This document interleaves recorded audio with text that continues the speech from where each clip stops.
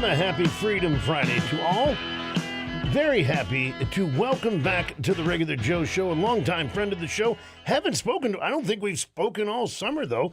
Speaking of Mark Mix, who is the president of the National Right to Work Legal Defense Foundation and the National Right to Work organization. Mark, welcome back. Hope you enjoyed a great summer.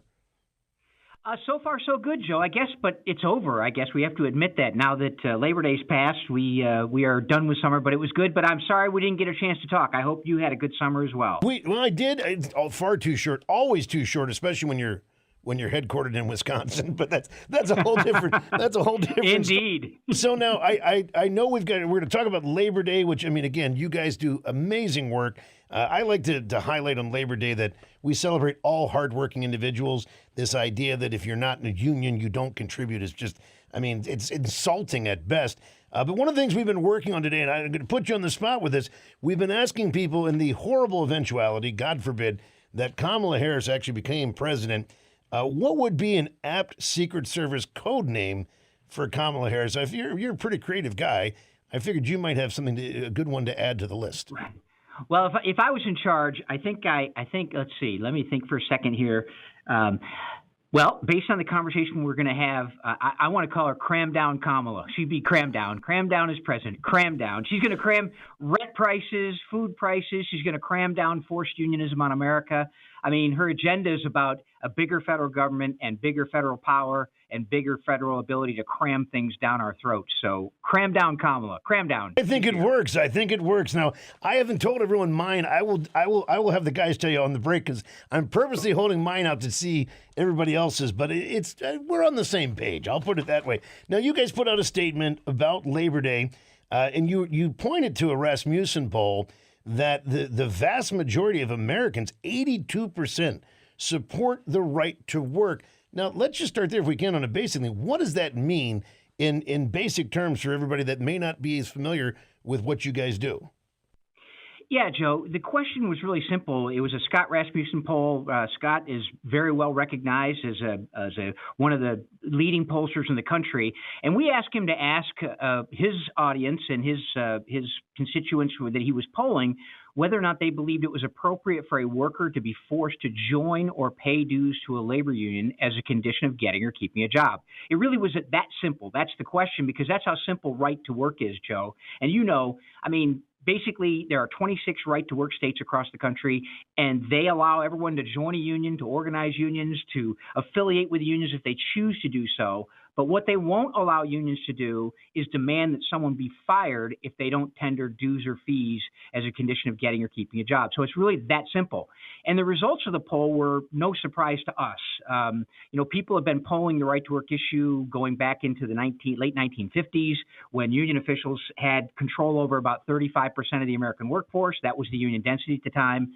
Up to this day, when only about 6% of the private sector workforce are in unions. And basically the results of that poll, again, not surprising to us, 82% of Americans said it's wrong to force workers to join or pay dues in order to get to a union in order to get or keep a job.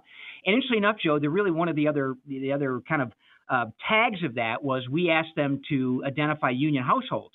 And 79% of households that had an employed union member said that workers shouldn't be forced to pay union dues or join a union in order to get or keep a job.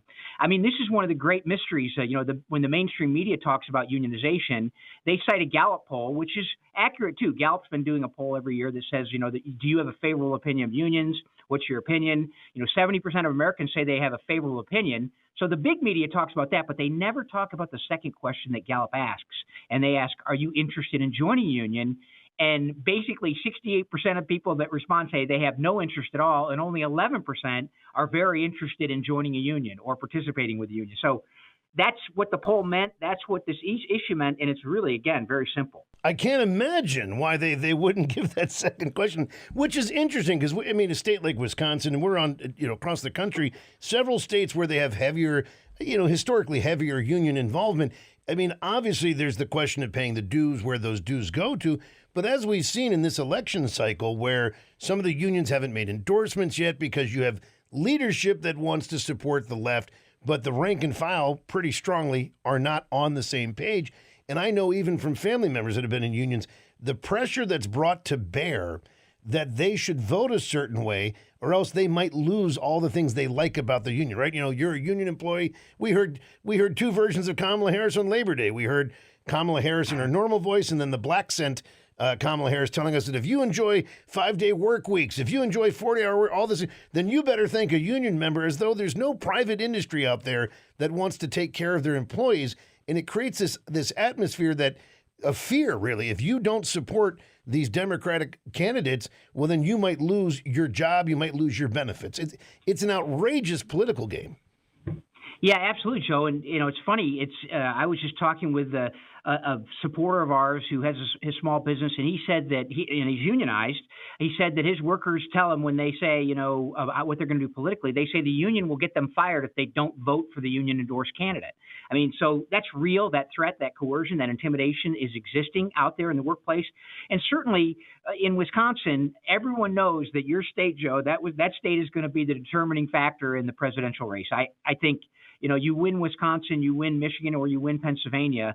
One of those things, one of those three states is going to decide who the president of the United States is. And so there's a lot at stake up there. But yeah, I mean, the idea, getting back to your point about, you know, this idea of you know, if you don't have a union, you don't have a country, you know, somehow 94% of private sector workers in America are getting paychecks and getting vacation time and getting benefits. I know that no one wants to believe that, or union officials don't want you to believe that, but it's true.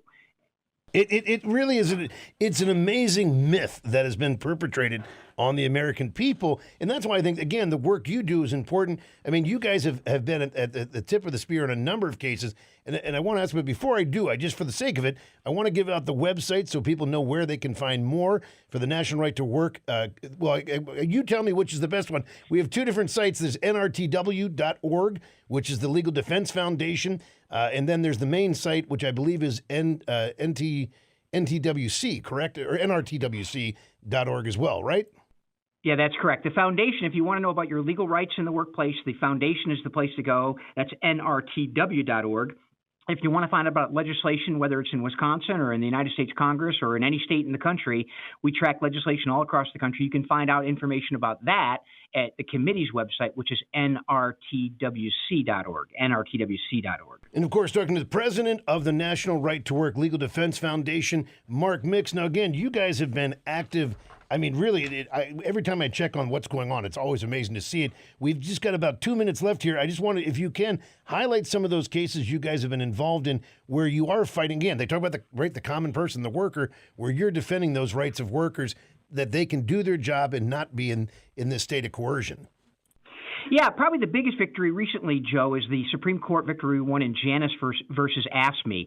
There, a Supreme Court majority decided that no government worker anywhere in America, whether it be Wisconsin, where forced unionism started out in the public sector, to California to New York, no worker in government can be forced to pay union dues or fees to get or keep a job. They have a national right to work law. We have that. We argued the case and won at the Supreme Court on behalf of public sector workers, government workers. For private sector workers, we won a Supreme Court case called Beck versus Communication Workers of America, where we actually got some limited rights for workers in non-right-to-work states that are forced to support political causes they may disagree with.